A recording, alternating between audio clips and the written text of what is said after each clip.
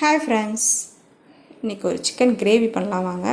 இது வந்து இட்லி, தோசை, சப்பாத்திக்கெலாம் சூப்பராக இருக்கும். ட்ரை பண்ணி பாருங்கள். ஒரு குக்கரில் எண்ணெய் ஊற்றி பட்டை லவங்கம் போட்டுட்டு வெங்காயம் போட்டு வதக்கிட்டு தக்காளி போட்டு வதக்கிட்டு இஞ்சி பூண்டு பேஸ்ட்டு போட்டு நல்லா வதக்கிட்டு கருவேப்பிலை சேர்த்துருக்கேன். சிக்கனை வந்து நல்லா மஞ்சள்தூள் போட்டு கழுவிட்டேன். அதையும் சேர்த்துட்டு நல்லா கொஞ்சம் நேரம் வதக்கி விட்டுருங்க. வதக்கி விட்ட உடனே மிளகாத்தூள் கொஞ்சம் தேவையான அளவுக்கு சேர்த்துக்கோங்க. காரம், கறி மசாலா தூள் சேர்த்துருக்கேன், உப்பு போட்டிருக்கேன், பெப்பர் சீரகத்தூள் போட்டிருக்கேன். எல்லாம் போட்டு நல்லா சேர்த்து கிளறிட்டு கொஞ்சமாக தண்ணி ஊற்றி வேக விட்டுருங்க.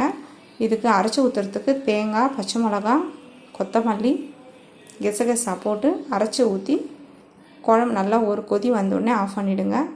குழம்பு டேஸ்ட்டாக இருக்கும். உங்களுக்கு இந்த வீடியோ பிடிச்சிருந்தால் லைக் பண்ணுங்கள், ஷேர் பண்ணுங்கள், சப்ஸ்கிரைப் பண்ணுங்கள். Thank you friends.